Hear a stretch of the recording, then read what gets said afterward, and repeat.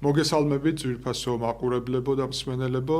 დღეს გადაცემის ფორმატში დიალოგის რეჟიმში ჩვენ ვისაუბრებთ სხვადასხვა მნიშვნელოვან საკითხზე და გადაცემას წავიყვან მე, გიორგი ტუმასიანი, სამოქალაქო აქტივისტი და ამ დღევანდელი გადაცემის ფორმატში მნიშვნელოვანი იქნება ალბათ აღვნიშნო, რომ გაეროში საქართველოს ახალგაზრდობის ყოფილი წარმომადგენელი 2017-18 წლებში, რადგანაც დღეს ჩვენ ბატონ რევას ჩარკვიანთან ერთად ვისაუბრებთ ახალგაზრდულ მიმართულებაზე და საკითხზე. ბატონი რევაზი იყო საქართველოს პრემიერ-მინისტრის მრჩეველი ახალგაზრდულ საკითხებში 2019 წელს და შემდგომ 19 წელს დაინიშნა ახალგაზრდობის სააგენტოს ხელმძღვანელად 2022 წლამდე.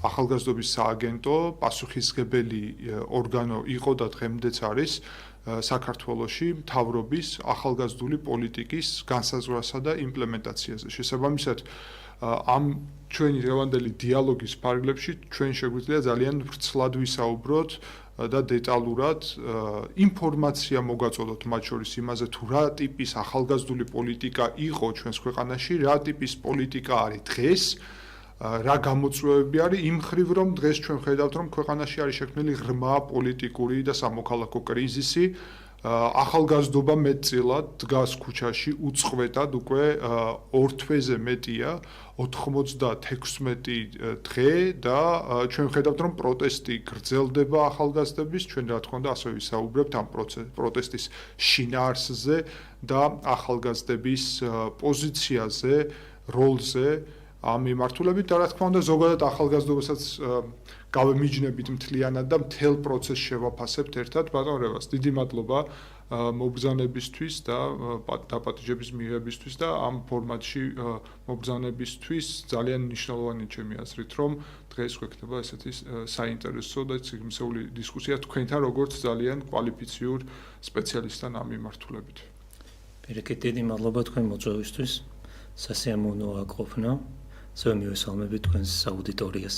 პირველად ვარ ამ ტელევიზიაში და ძალიან საინტერესო იქნება ჩვენთვის ასევე თქვენ აუდიტორიასთან საუბარი და ასევე თქვენთან როგორც წამყვანთან და აქტივისტთან და ყოფილ საქართველოს ელჩთან წარმომადგენელთან გაეროში.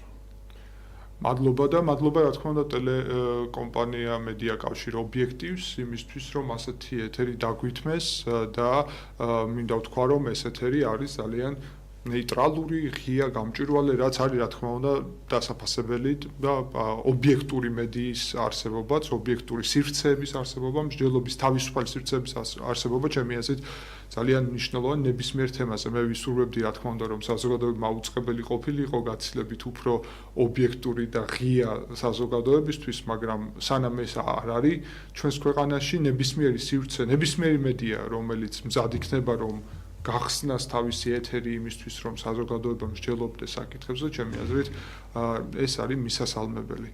დავიწყოთ ბატონ რევას ჩვენი მსჯელობა და პირველი კითხვა, რაც მინდა დაგისვათ, უკავშირდება სწორედ თქვენს გამოცდილებას. აი თქვენ უმაღლესი პრაქტიკულად პოზიცია გეკავათ ქვეყანაში, რომელიც უკავშირდებოდა ახალგაზრდობას, მომავალ თაობას, რაც თუნდაც იმ დროს, როცა თქვენ ეს პოზიცია გეკავათ, მაგალითად პრემიერ-მინისტრი ბახტაძის პერიოდში, საერთოდ სახელმწიფო პრიორიტეტად გამოაცხადა, მე მახსოვს პრემიერ-მინისტრმა ბახტაძემ და მაგრამ ამ პრიორიტეტს თან ახლდა გარკვეული უცნაური პროცესები. ჯერ კიდევ ჩემი ახალგაზრდობის წარმომადგენლობის დროს 2017-18 წლებში ვაკვირდებოდი იმას, რომ ეს კომპონენტი ახალგაზრდობის ცვლიდა ადგილებს და ამის შედეგად გარკვეული ქაოსი იყო. თქვენ როგორ გახსოვთ აი ეს პერიოდი, რა ვითარება იყო საერთოდ ახალგაზრდულ პოლიტიკაში ჩვენს ქვეყანაში და რამდენად ის რისთვისაც თქვენ ის პოზიცია დაიკავეთ, შეძელით იმის განხორციელება? ხო, ნამდვილად საინტერესო პერიოდი იყო ესეთი მოლოდინების 2013 წლიდან. მათ შორის პირველ პერიოდში ნამდვილად დემოკრატიული ცვლილებების მედიის გახსნის და ამ შემდეგ მათ შორის ახალგაზრდულ მიმართულებითაც ძალიან პოზიტიური მოლოდინებიც იყო და გარკვეული ნაბიჯებიც გადაიდგა. ჩემზე როგორც ახსენეთ, მე 2012 წლიდან ზოგადად ახალგაზრდობასთან შეხება, საიდანაც დაიწყო და ვთქვათ, კულმინაციას მიაღწია, ვთქვათ, მრჩევლობა და სააგენტოს ხელმძღვანელობის შემთხვევაში დაიწყო 2012 წელს, როდესაც თავისუფალ უნივერსიტეტში, კონკრეტულად ISM-ში მიმიწვიეს ლექტორად და 2012 წლიდან შემდგომი 12 წელი ვიყავი ასოცირებული პროფესორი თავისუფალ უნივერსიტეტში. ეს თქვათ პირდაპირ შეხება ახალგაზრდობასთან მაქედან დაიწყო. ჩემი ლექტორობის პარალელურად ასევე თქვათ მენტორიც ვიყავი უნივერსიტეტის მიღმა ახალგაზრდებთან, ვეხმარებოდი მეტწილად სტარტაპების მათ საკუთარი ბიზნესის დაწყებაში, კარიერულ კონსულტაციაში და ძალიან მიმიწევდეს თქვათ პროფესიულის გარდა თქვათ ემოციურადაც გული ახალგაზრდობისკენ და იმისთვის რომ მათ დავხმარებოდი. და მათ შორის მქონდა ეგეთი აქტივობები, ესე ვთქვათ, სტუდენტებთან და მათ მიღმა. 2004-დან 18-მდე არ ჩამოვწვი დანარჩენს, თუმცა ვიყავი მილენიალური მოძრაობის შექმნასთან ვიყავი თქვათ დაკავშირებული და საერთოდ მილენიალობის როგორც ცნების შემოტანასთან საქართველოში და შესაბამისად რაღაცნაირად ასოცირდებოდი იმ დროს სოციუმში და ასევე სამთავრობო წრეებში, როგორც აი მილენიალური ახალი თაობის ერთ-ერთ ლიდერი ძალიან ხმაურად თქვამია, უბრალოდ ამ ცნების შემოტანასთან და ძალიან დიდ გულშემატკივარად რომელიც ჩართული იყო. რამაც შემდგომში განაპირობა მათ შორის ჩემი მიწვევა იქ. თუმცა 2018 წელს როდესაც მოგეხსენებათ, რომ მაგალითად ბასიანში შევარდნა მოხდა. ხა ბასიანის როგორც კლუბთან რა წარმოდგენაც არ უნდა გქონდეს ჩვენს აუდიტორიას ან მე პირადად. 18 წლის პოლიციის შევარდნამდე ბასიანზე არც ვიყავი ნამყოფი სიმართლე გითხრათ.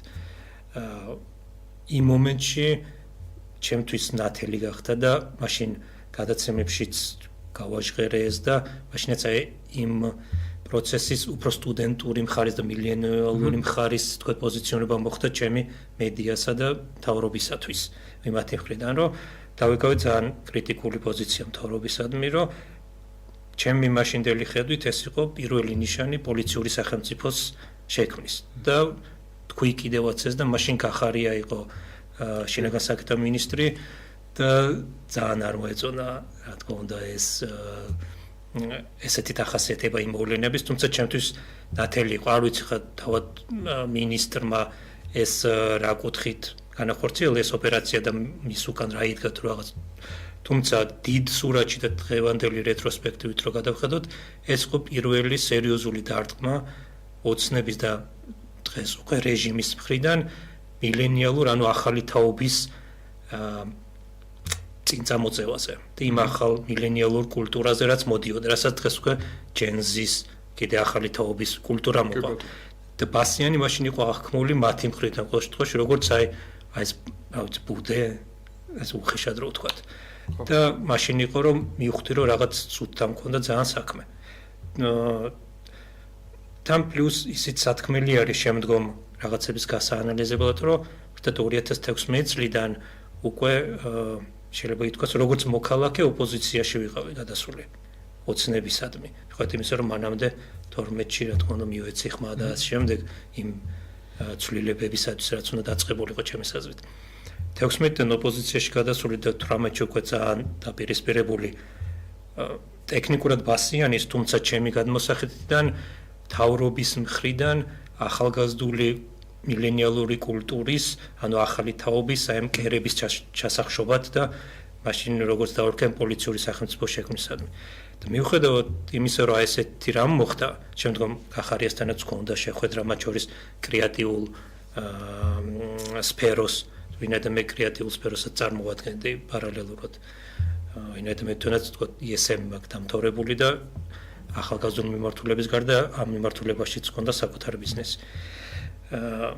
მიუხედავად ესეთ დაპირისპირებისა 2019 წლის დასაწყისში დაახლოებით პრემიერმა თხოვა შეხვედრა ბახტაძემ ჩვენი საერთო ნაცნობის მეშვეობით თუ პირველ შეხვედრაზე რომ მივედი სერიოზული კონფლიქტიც მოგვივიდა. უბრალოდ ჩემი მხრიდან იყო უფრო ეს კონფლიქტი ანუ მასთან დაკავშირებით. იმასთან რომ ანუ ახალგაზრდა ბასიანი იყო, შემდგომ საპრეზიდენტო არჩევნები იყო გახსოვთ როგორიც და საერთოდ ძალიან იცვლებოდა ახალგაზრდებისადმი დამოკიდებულება და მაშინ იყო აი ეს ჩემი მხრიდან რომ საერთოდ რატო იქცევით ესე და შესაბამისად მე რატო მეძახით საერთოდ ამ შემთხვევაში პრემიერთან იყო და ეს ორი შეხვედრა ზედიზე თქონდა ეგეთი ჩემ ობიექტურობისთვის ვიტყვი რომ ჩემი მხრიდან გამწოვებული და არა გასაგებია თქვენ კრიტიკულად ვაფასებთ. ხო, კრიტიკულად. მისი მიზანი იყო თქვენთვის ასეთი შემოთავაზების გაკეთება? ხო, საბოლოოდ მესამე შეხვედრაზე აღმოჩნდა, იმიტომ რომ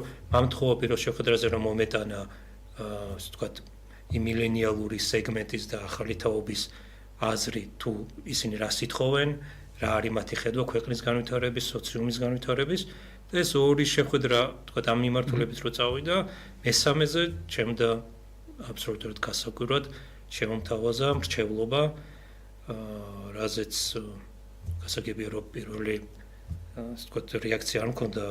თქვენ ბატონებას რა შთაბეჭდილება დაგრჩათ აი ამ შემოთავაზებისა და მანამდე აი ამ ინიციატივისგან, ანუ თუ ტოვებდათ ეს ისეთ შთაბეჭდილებას, რომ ეს არის გულწრფელი სურვილი მართლაც გაიგონ ახალგაზრდობის ხმა. დღევანდელი გადმოსახედიდან ალბათ იმ გადმოსახედიდან არის საინტერესო. ხო, იმ გადმოსახედიდანაც და დღესაც შევავსებ.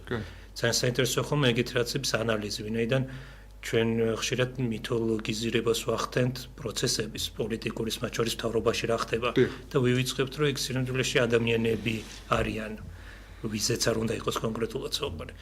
და მაშინაც ჩანდა რომ ეს იყო პირადად ბახტაძის, მამუკა ბახტაძის როგორც პრემიერის ინიციატივა. ეთყობოდა რომ სხვა ვთქვათ პარტია მას ამ მიმართულებით ხარს არ უჭერდა, რაც მაგალითად კონკრეტულად იმაში გამოიხატებოდა, რომ როდესაც განიხილებოდა კანდიდატურა ვინ ყოფილიყო მრჩეველი და მათ შორის იმ მრჩეველს უნდა ჩაებარებინა სფერო და ევროკავშირთან ასოცირების ხელშეკრულებით ვალდებულებები რაც იყო, იმათი განხორციელების მონიტორინგი, რაც უნდა 6 თვის თავზე დაგვირგვინებულიყო ახალგაზრდობის სააგენტოს შექმნით პრემიერის დაქვემდებარებაში, რაც ასევე ასოცირების ხელშეკრულების და ვთქვათ ევროკავშირის მოთხოვნა იყო, იმისთვის რომ ვთქვათ წამოწეული იყო ახალგაზრდული საკითხები, პოლიტიკა და ამას ქონოდა ინსტიტუციური სახეც. არ ყოფილიყო რომელიმე სამინისტროში დეპარტამენტად, ვთქვათ როგორც ადრე იყო. შესაბამისად, ბახტაძის ინიციატივა იყო ის, რომ ეს რეალურად განხორციელებულიყო. და როგორც ვთქვი, შერჩევის ერთგვარი პროცესი იყო, თუ ვინ უნდა გამხდარიყო და ზუსტ, ვთქვათ, შემიძლია პირდაპირ და ზუსტად ვთქვა, რომ მე პრემიერის გარდა ყველა წინააღმდეგი იყო იმ ასე ვთქვათ დროში. ეს ძალიან საინტერესო რისი ახსნაც ის მაგალითად რომ თვითონ გიორგი მამუკა ბახტაძე ეს ვთქვათ პროევროპული ტექნოკრატი იყო. ეს მაგ ახსნა და მისდევდა იმ ევროკავშირთან არსებულ ასოცირების ხელშეკრულებას და მას ჰქონდა ვთქვათ აი ეს ხედვა რომ ეს ასოცირების ხელშეკრულება ბოლომდე გაეტანა, ხოლო მეორე მხარეს ვთქვათ ვიტყოდი ესე განზოგადებით ვიტყოდი რომ პარტიას ოცნებას გულისხმობ. ჰქონდათ სურვილი რომ აქ მათი წარმომადგენელი დამჯდარიყო და ვთქვათ კაზუსი იმაში გამოიხატებოდა რომ მე როგორც ოპოზიციონერი, არა ვთქვათ პარტიის წარმომადგენელი, რომელიც მაგრამ საზოგადოებიდან წამოსული ოპოზიციონერი პრემიერმა ამიყვანა მრჩევლად ამ მიმართულების ხელმძღვანელად, რაც ერთგვარად ასევე იყო თავის მოწონება ევროკავშირისადმი, შემიძლია ვთქვა. ოპოზიციონერი ამ შემთხვევაში კრიტიკულად განწყობილი ხელისუფლებისადმი, ხო, რეალურად და არა რომელიმე ძალის ნაწილი. ბატონებას ამ შემთხვევაში ის ინიციატივა, რომელიც მამუკა ბახტაძემ იმ დროს დააყენა, რომ ახალგაზრდული სფერო, ახალგაზრდობა ხდება პრიორიტეტი რაღაც ეროვნულ დონეზე პრაქტიკულად, ეს რა პროცესებში ვითარდებოდა ეს და უკვე ამის შემდეგ გადავიდეთ იმაზე, თუ მამუკა ბახტაძის ასე ვთქვათ კარიერის დასრულების მერე, რაც გასაგებია, რომ მისი გადაწყვეტილება არ იყო, რა პროცესი ვითარდება ახალგაზრდულ სფეროში? ხო, პირველი 6 თვის მრჩევლობის განმავლობაში ჩემი დავალება იყო, რომ სფერო გამეერთიანებინა, ყოფილიყავი ხიდი ამ შემთხვევაში პრემიერის ოფისის სადა ახალგაზრდული სფეროს შორის და დამეწყო პროცესი ახალგაზრდობის სააგენტოს შექმნის, რომელიც დავარაუდები იყო, რომ ზაფხულში უნდა შექმნილიყო. შესაბამისად თვითონ პროცესი თქვათ ესეთი ტექნიკური იყო, სადაც მე უბრალოდ მიწევდა აი ამ პროცესის დალაგება, მათ შორის სოფთა ტექნოკრატული პარლამენტში გასულიყო ეს საკითხი, ახალგაზრდულ სფეროს დაეჭირა მხარი ამისათვის მათ უნდა გაცნობოდნენ თუ რაში გამოიხატება, ვინაიდან ეს იყო უკვე ის პერიოდი, როგორც თქვენ ახსენეთ, რომ მანამდე რამოდენიმეჯერ ახალგაზრდობის კომპონენტს მთავრობაში ჰქონდა ადგილი შეცვლილი, რაც აი ამ თანმიმდევრულობას ძალიან აკარგვინებდა. ვინაიდან 2013 წლიდან იყო რაღაც დაწყებული, თუმცა იმდენჯერ შეიცვალა ადგილი ახალგაზრდობის კომპონენტმა, ჯერ იყო ახალგაზრდობის და სპორტის სამინისტროში, შემდგომ განათლებაში. ახალგაზრდობის წარმომადგენელი 17 წელს იყო სპორტის და ახალგაზრდობის სამინისტრო ცალკე. მერე გადმოიყვანეს განათლების სამინისტროში, აი სახელშიც კი გაქრა ახალგაზრდობა. კი ბატონო, და სახელში გაქრა და ასევე მე ძალიან კარგად მახსოვს, რადგანაც იმ მომენტში ვიყავი ახალგაზრდობის წარმომადგენელი, გადასვლის სირთულეები პრაქტიკულად გაჩერდა ახალგაზრდული დეპარტამენტის, ანუ ამ კომპონენტის საქმიანობა მთლიანად, მათ შორის დაფინანსება, პროექტების დაფინანსება და გარკვეულწილად იმ მომენტში ეს არ ჩანდა, რომ მიზანმიმართულად კეთდება, მაგრამ უკვე საბოტაჟის გარკვეული ნიშნები ჩანდა, იმიტომ რომ მთლიანად სფეროს დასუსტება მიმდინარეობდა ბევრი მიმართულებით, მათ შორის ახალგაზრდობის წარმომადგენლის მანდატისაც. თუმცა შემდგომ, როდესაც ეს უკვე კიდევ გადასვლის ეტაპები გაგრძელდა და ამ პროცესში ამ გადმოსვლის საერთოდ ბუნდოვანი გახდა ამის ფუნქციონირება, მე მახსოვს მათ შორის დაყენებული საჯარო მოხელეების მხრიდან, ვიცი, პასუხისმგებელი იყო საკითხი, რომ ფიზიკურად ვეღარ ფუნქციონირებენ და ვეღარ აკეთებენ იმ ვალდებულებებს, რაც ჰქონდათ დაგროვებული აი ამ გადმოსვლის შედეგად. მათ შორის, როცა მახსოვს, გადავედით განათლების და მეცნიერების სამინისტროში, ერთ-ერთი პირველი საკითხი დასვეს გაეროში საქართველოს ახალგაზრდობის წარმომადგენლის მანდატის გაუქმება, მაგალითად. რაც ასევე ძალიან ნეგატიურ განწყობას ტოვებდა პირადად ჩემში, იმ მომენტში მოქმედ წარმომადგენელში, რომ რა პროცესები მიმდინარეობს, ანუ რა მიზანია გადასვლას, ხო? თქვენ ძალიან კარგად გესმით, რომ თვითონ გადასვლის ფაქტი არაფერს არ ცვლის შინაარსში ამ ყველაფრის და იმ მომენტში მე პირადად დავინახე საკმაოდ მნიშვნელოვანი დასუსტება, თუმცა გულწრფელი ვიქნები აქაც, როცა უკვე ახალგაზრდობის სააგენტო შეიქმნა, ეს მრჩევლის პერიოდი თქვენი, სანამ შეიქმნებოდა, ნაკლებად ჩანდა საჯაროდ, მაგრამ უკვე როცა სააგენტო შეიქმნა, ბევრი იმედი ჰქონდა, მე და არა მხოლოდ მე იმ ადამიანებს, ვინც პასუხისმგებელია, ან ვინც აქტიური იყო ახალგაზრდულ სფეროში, რომ სააგენტო შეძლებდა გარკვეულ მიზნების მიღწევას. თუმცა აი ახლა უკვე საინტერესო არის იქ რა ვითარება დაგხვდათ და უკვე აი პოლიტიკური კონიუნქტურის შეცვლის. ხო, ბახტაძე მიდის და მოდის პრემიერ-მინისტრი ღარიბაშვილი. გახარია ჯერ. ხო, გახარია შემდეგ არის ღარიბაშვილი. და აქ ასევე მნიშვნელოვანი აღინიშნოს, რომ ერთ-ერთი საკითხი, რაც ასევე მინდა რომ თუ გაქვთ ამაზე ინფორმაცია, იყო მრჩეველთა საბჭო, რომელიც შეიქმნა და სადაც ძალიან ბუნდოვანი ასევე პროცესები მიმდინარეობდა.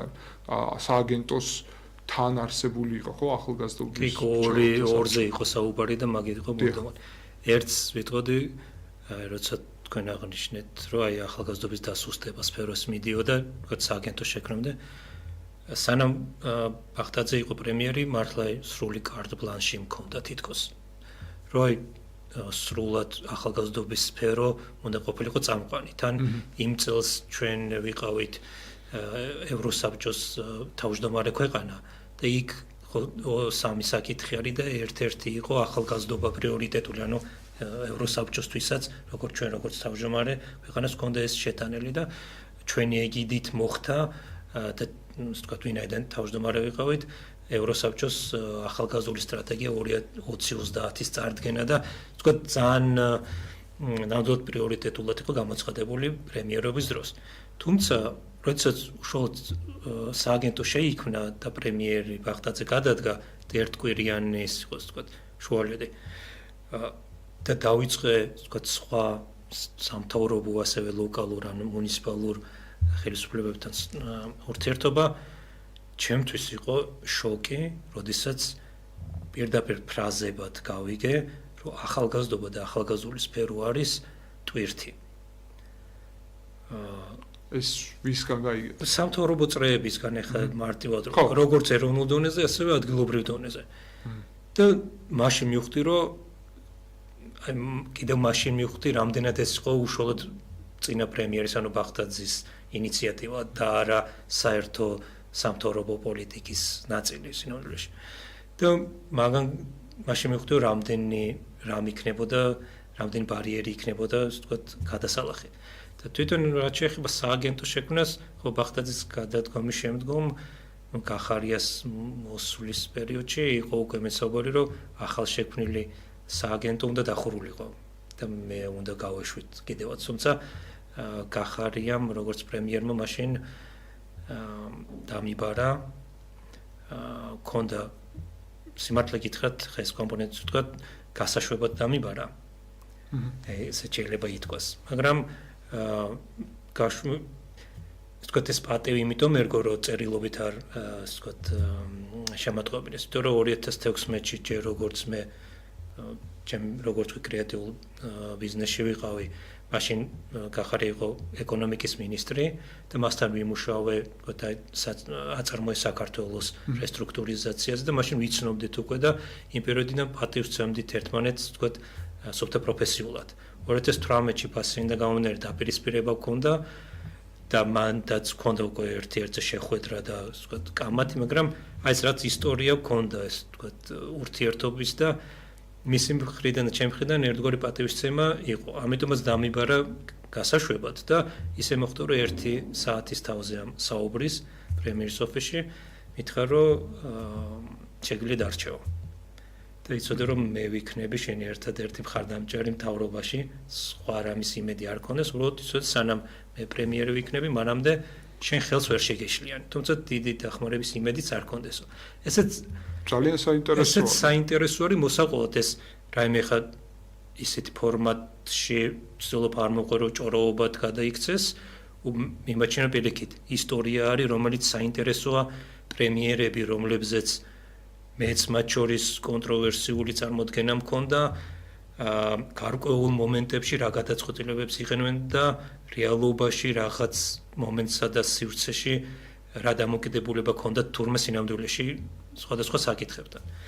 აქედან გამომდინარე, ვინაიდან ეს ვთქვათ უკვე ახალმა პრემიერმა გახარიამ დატოვა სააგენტო და მეც ხელმძღვანელად შემდგომი თითქმის 3 წელი უკვე გახარიას პერიოდში მაინც რო არ გამოგრჩეს, გახარია გახდა პრემიერ-მინისტრი გავრილოვის ღამის შედეგად სექტემბერში გახდა. შემდეგ და რაც ძალიან პრობლემური იყო. ხო, ზუსტად მაგის ახსენება მინდა, სანამ გადმოვალთ ახლა დღევანდელ რეალობაზე, ხდება გავრილოვის ღამე, რომელიც იყო პირდაპირ ვთქვათ, ხო, აი თქვენ აღნიშნეთ ბასიანი, გავრილოვის ღამე გაცილებით უფრო შეუდარებლად მძიმე მოვლენა არის ჩვენი ქვეყნის ისტორიაში. თუ შევხედავთ ახალგაზრდების თვალებით, ახალგაზრდები ამ ქვეყნის პატრიოტები გამოვიდნენ მაგ დღეს პროტესტის დაფიქსირებისთვის, იმიტომ რომ მოხდა სრულიად მიუღებელი რამ, სუფთა ფორმალურად რო შევხედოთ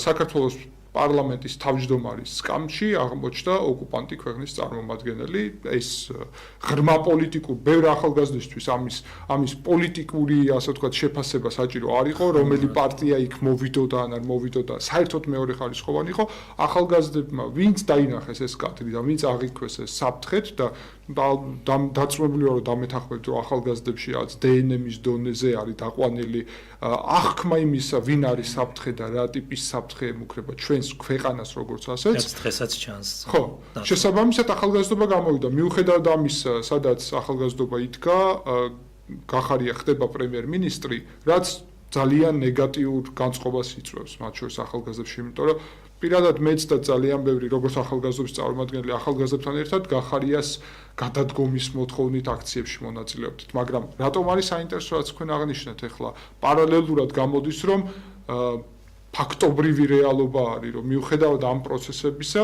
გახარია ხდება ის ადამიანი რომელიც ამბობს რომ თქვენ შეგიძლია დარჩეთ როგორც კრიტიკული და ასე ვთქვათ ოპოზიციურად განწყობილი ასოცირების ხელშეკრულების შემსრულებელი ახალგაზრდული მიმართულებით. ხო, აქ ეგეც თავარი ფაქტია. ინსტიტუციური ბერკეტით ჩემი და სააგენტოს რაც იყო სინამდვილეში იყო ასოცირების ხელშეკრულება ბრიუსელის და საქართველოში ევროკავშირის საელჩოს პოლიტიკურ ტექნიკური მხარდაჭერა. სინამდვილეში ამ ბერკეტების მეტი სხვა ბერკეტი არ ქონია ჩვენ და ამას ვიყენებდით მთელი 3 წელი.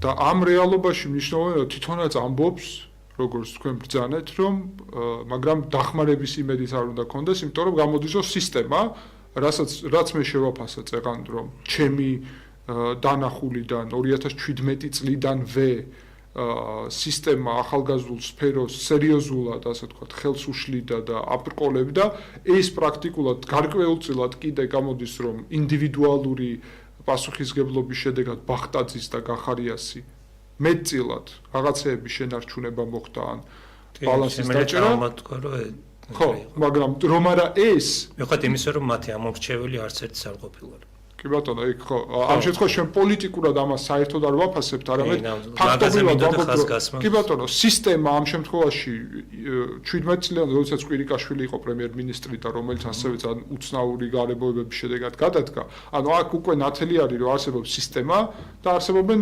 პრემიერ-მინისტრები რომლებიც პრინციპში თვითონაც ამბობენ კი ბატონო იგივე თქვენ რასაც ბრძანებთ და კიდე ძალიან ბევრი მაგალითი გვაქვს მაგისა რომ პრემიერ-მინისტრები ვერ მართავენ ქვეყანას, ანუ ნომინალურად არიან, ანუ მათი ვალდებულება რაც არის კონსტიტუციურად რომ არიან ქვეყნის მეთაურები, ვერ ახორციელებენ ამას, ანუ არის გარკვეული.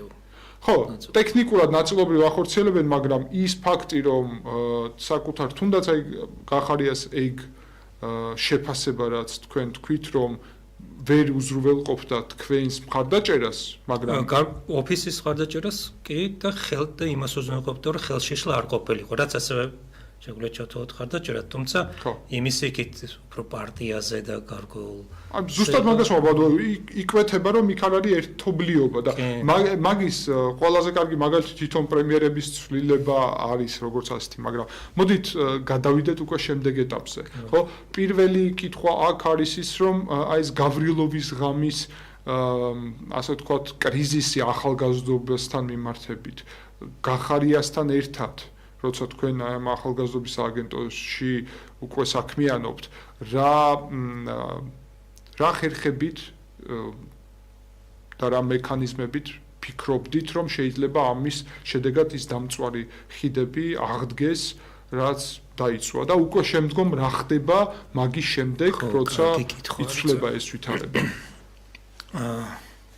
მართალი გითხრათ ახალგაზრდულ სფეროსთან და ამ შემთხვევაში სფეროს როცა ვამბობთ თქვენთვის ეს გასაგებია რომ ეს იგულისხმება ახალგაზრდული არასამთავრობო ორგანიზაციები, ახალგაზრდული საინიციატივო ორგანიზაციები და არა თქვათ პოლიტიკურ პარტიებთან ანაფილირებული ან შიგნით ყოფილი. შესაბამისად ახალგაზრდულ სფეროსთან როგორც აი ესეთ არასამთავრობო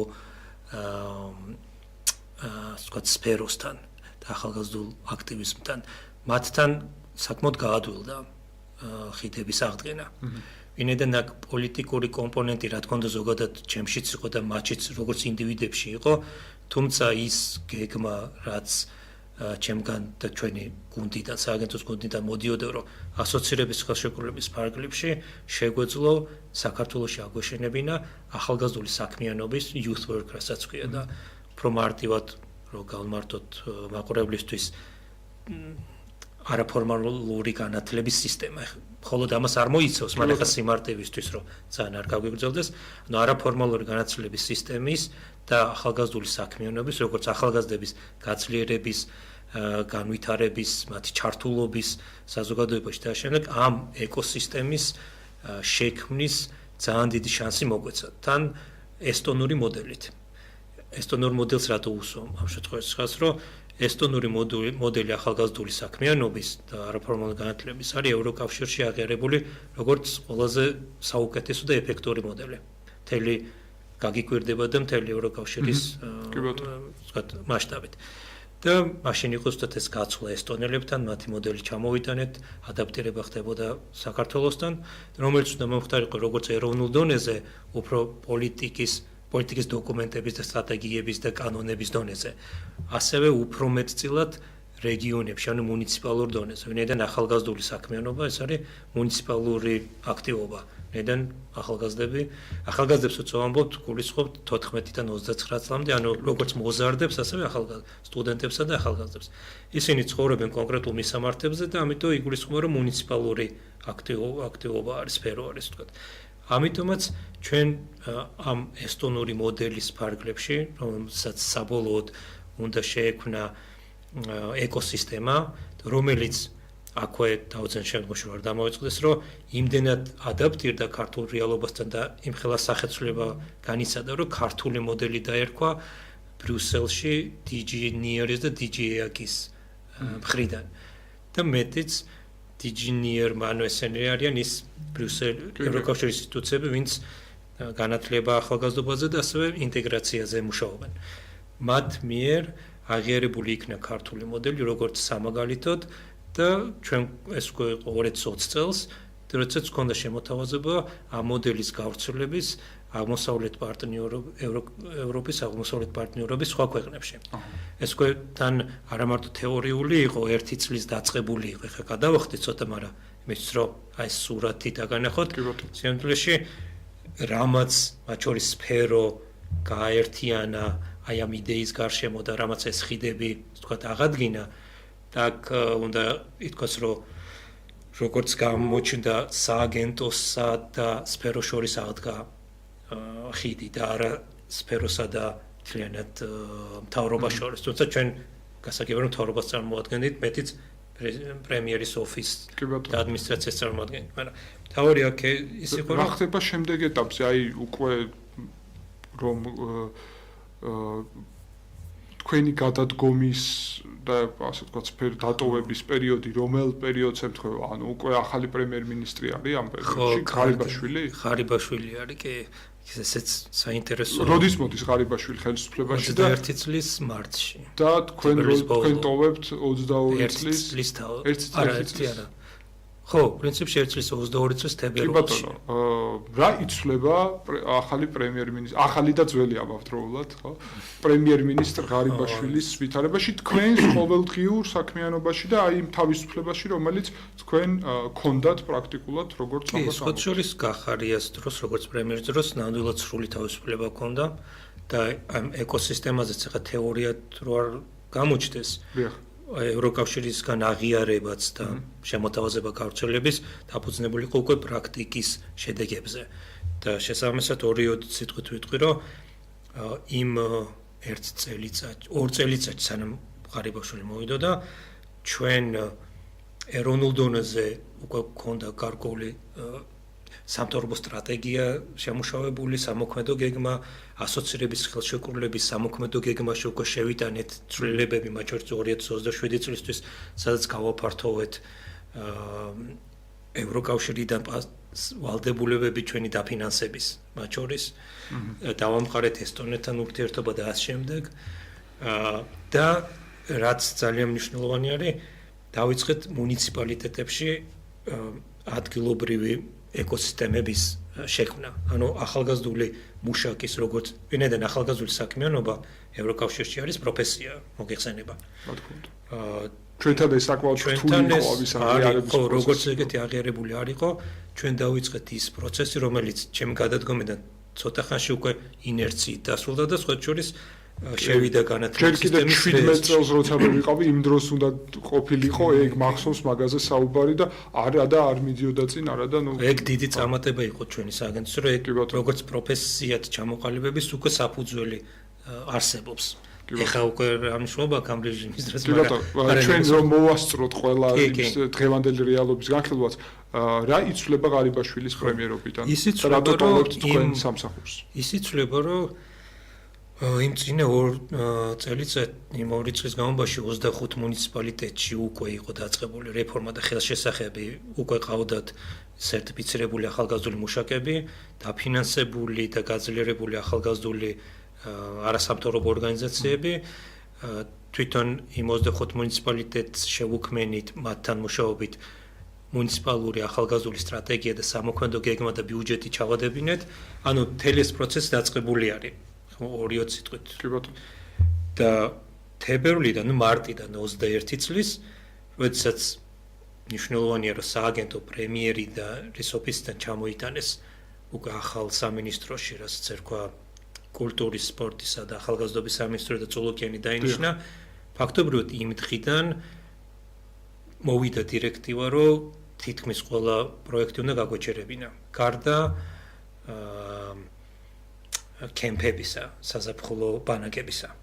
ანუ ყველა ის პროექტი, რომელიც ასოცირების ხელშეკრულება ითვალისწინებდა, რომელიც ახალგაზრდების განვითარებას, მათ პროევროპულ მიმართულებას უზრუნველყოფდა და არა მარტო პროევროპულ ეს ერთ-ერთი გონება გახსნილობას ჩვენი კრიტიკული ვინაიდან ახალგაზრდული საქმიანობა რა არის, რომ ეს არის იმ 8 მთელი ცხოვრების განმავლობაში გასაძლიერებელი და გასავითარებელი კომპეტენციების შექმნა ახალგაზრდებში. ხო, როცა კრიტიკული აზროვნების კომპეტენცია, შემოქმედებითობის, entrepreneurship-ის ციფრული კომპეტენციები, სამოქალაქო კომპეტენცია და სხვა. ეს ხო არის იმის, რომ ახალგაზრდა ჩამოყალიბდეს სრულფასოვან სოციუმის წევრად და გლობალურ მასშტაბშიც, თქვა თუნდაც საბაზრო ეკონომიკაში თავისი ადგილი დაიკავოს. და აშკარა გახდა, რომ ამის საწინააღმდეგო ტენდენცია მოვიდა, როგორც კი ღარიბაშვილი და წულუკიანი დაინიშნენ ერთი პრემიერი, მეორე კი ანუ ის რაც წულუკიანმა გააკეთა კულტურის სფეროში, რაც ყველამ კარგად ვიცით, უფრო თვალსაჩინო იყო. მის საერთოდ სფეროს გაჩერება. ახალგაზრდობის სფეროში, რომელიც ნაკლებად საჯაროდ ნაკლებად გამოჩნდა, ასე ვთქვათ, ეს პროცესი. კულტურის სფერო არის. კი ბატონო, მაგრამ კულტურამ თქვენ ნახეთ რა ასე ვთქვათ, ემოციები გამოიწვია ხო წულუკიანის ქმედებებმა. შემიძლია კონკრეტული მაგალითი გითხრათ რამოდენიმე, რა უბრალოდ ზოგად სიტყვებად არის რომ გააჩერეს. მაგალითად, ყოველ წელს ჰქონდა მილიონიანი ფონდი ახალგაზრდული არასამთავრობო ორგანიზაციების გაძლიერების რეგიონებში თან სპეციალურად, ვთქვათ, ვინაიდან რეგიონები უფრო მოწყვლადი არის. და იმ წელს 21 წელს უკვე იყო კონკურსი ჩატარებული.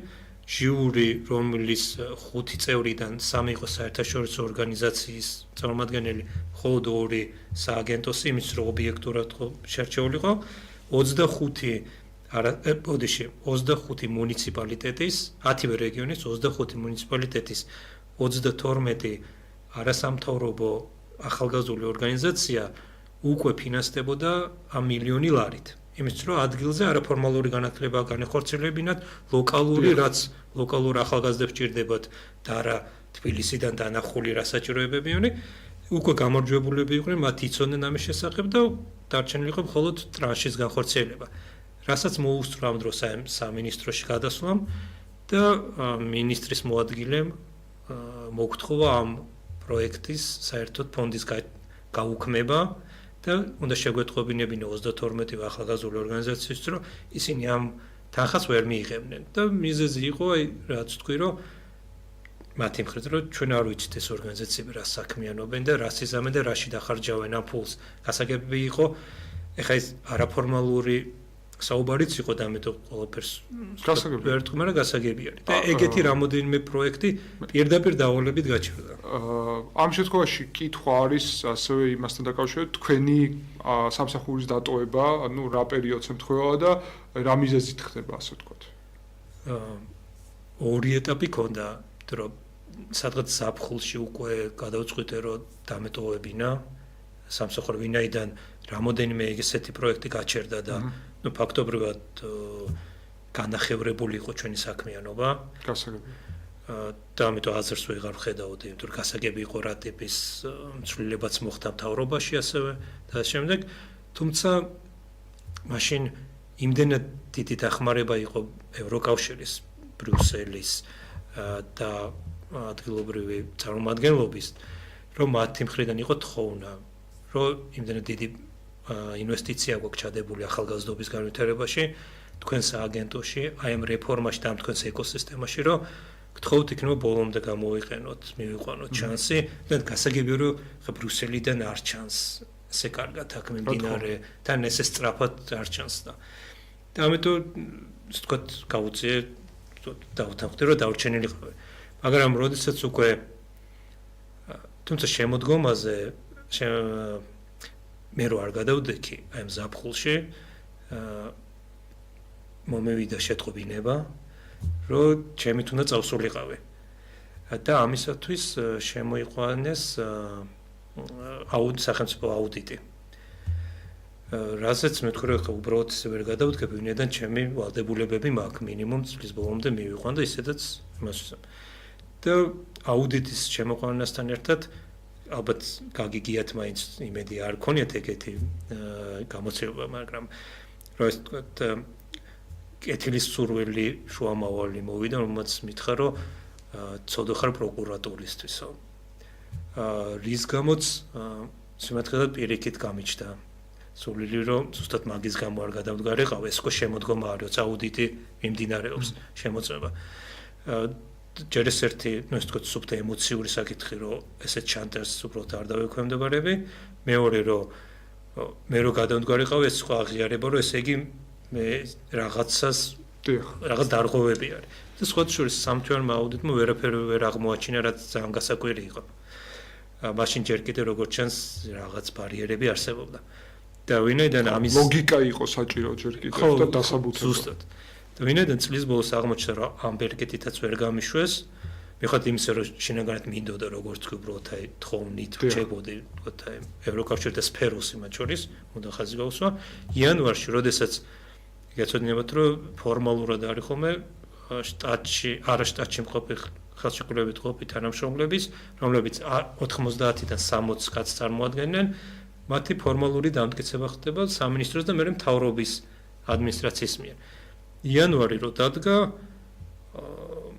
არ უგრძელებენ, არ ადასტურებენ ამ 60 კაცის იმას.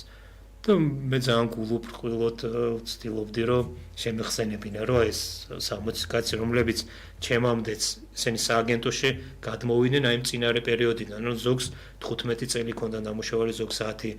ანუ ეს იგულისხმება როგორც დამლაგებული და მძღოლი და ბუღალტრიდან დაწყებული სარეფორმო მიმართულებების ხელმძღვანელებით, რომლებიც უცხოეთიდან ჩამოვიყვანეთ, მათ შორის მათი დამთავრებული. და მაშინაც შემომითვალეს, რომ ან ეს 60 კაცი დაკარგავს რა ქვია თავის სამსახურს, ან შემოდა წახვიდეოდა. ამ შემთხვევაშიც უკვე ორი საკითხი იყო, ერთი რომ ჯერცე ამათ ვერ დავიდებდი ამ ხელშეწყობას, ერთი და მეორე 60 კაცს რომელიც თან ფუნქციონირებაში არიან ჩართული, მათ გარეშე რაღა უნდა მექნა და მაშინ შევატყობინე სხვა შორის ვთქვათ ჩვენს პარტნიორებს ევროკავშირში და შემდეგ და უბრალოდ ორთებერვალს გადავდექი. გასაგებია და ახლა მოვიდეთ დღევანდელ რეალობამდე. თუმცა ხომ მნიშვნელოვანი ასპექტები გამიხილეთ. დღევანდელი რეალობა უკავშირდება იმას, რომ დღეს ახალგაზრდული არასამთავრობო ორგანიზაციები, ისევე როგორც ყველა არასამთავრობო ორგანიზაცია, მტრად არის გამოცხადებული. ევროკავშირის დახმარებით გაწეული პროგრამები, პროექტები და ზოგადად მე როგორც ყოფილი ახალგაზრდობის წარმომადგენელი და ამ სფეროში ჩართული ადამიანი, შემიძლია ვთქვა, რომ ჩვენი ახალგაზრდობის გაძლიერება მეტწილად ჩვენი ევროპელი და ამერიკელი პარტნიორების დახმარებით ხდებოდა დამოუკიდებლობის დღიდან დღემდე და აი ამ პერიოდამდე, სანამ ეხლა უკვე შეიზღუდებოდა უცხოურ აგენტებად გამოაცხადებდნენ ჩვენივე ახალგაზრდობას, ვინც ძალიან მარტივი არის, იქმნებოდა ახალგაზრდული ორგანიზაციები, ვინცაც აფინანსებდა ევროკავშირის, ამერიკის გარკვეული პროგრამები იმისთვის, რომ აი ეს უზარმაზარი პროექტები 10 ჯერმეც აფინანსებდა იგივე ორგანიზაციები მთავრობას.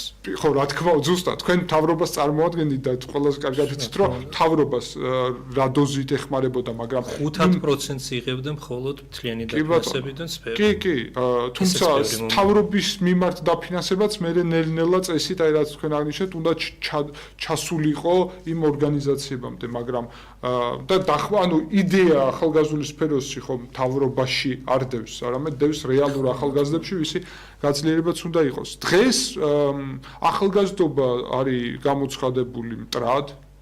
დღეს მთელი ახალგაზრდობა, ვინც კი უკმაყოფილოა, არის გამოცხადებული ნაცებად.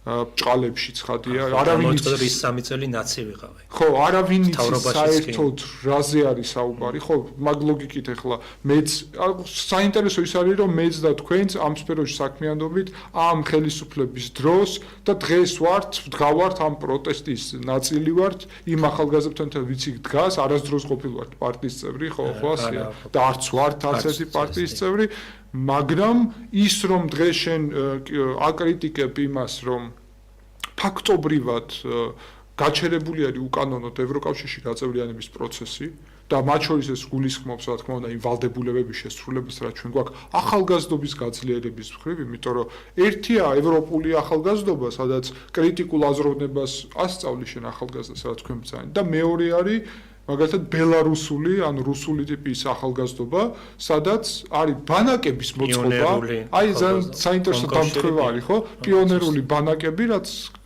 თეატრულიკიანის ინიციატივა იყო, რომ მარტო ეგ დარჩეს და სადაც ასწავლიან ერთი და იგივე შინაარსის რაღაც პროპაგანდას, ასე ვთქვათ. რა ვითარება ჩვენ ცოტა დრო გვჩება, მაგრამ აი დღეის ვითარება რო შევაფასოთ თქვენი აზრით რა ხდება ამ მიმართულებით, რატო აღარ ესმის რეჟიმს, რომელიც უკვე პოლიციური რეჟიმია მთლიანად, ახალგაზრდობის ხმა და საერთოდ ახალგაზრდების პოზიცია დღეს როგორია თქვენი აზრით?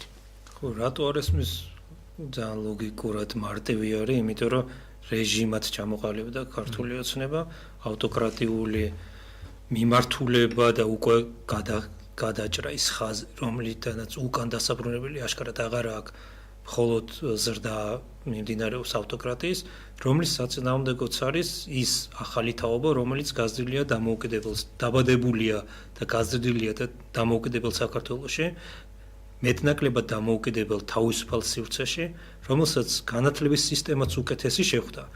და კიდე დღეს გამახსენდა ზუსტად და ეს პერიოდი მახსოვდა, სხვათა შორის ვინაიდან ამ სფეროდან ვართ, გაზაფხულზე ერთ-ერთი სტუდენტი იყო თორცები ნიკო მანაგაძე's ინტერვიუ იყო თესეუსთან იდგა და რო კითხეს რომ რა არის იმის მიზეზი რომ თქვენ ესე ებრძვით ავტოკრატიას და იბრძვით თქვა ევროპული ღირებულებებისთვის და თქვენი თავისუფლებისთვის და ასე შემდეგ და მან ფორმალურ განათლებაზე გააკეთა აქცენტი მიხვდა რომ თესეუს სტუდენტი არის თუ სწორად მახსოვს ნიკო იყო არამედ თქვა რომ ჩვენო არაფორმალური განათლება გავიარეთო ეს წლებიო ევროკავშირის დაფინანსებითო მოხალისეობის პროგრამებს გულისხმობდა გეცოდინება რასაც გულისხმობ ამ შემთხვევაში და არაფორმალურმა განათლება მოგვცა ის უნარები და კომპეტენციები რის გამოც დღეს ჩვენ ვართ კრიტიკულად მოაზროვნე ადამიანები და ვხედავთ საით მიდის ეს ყველაფერიო ხო და ამან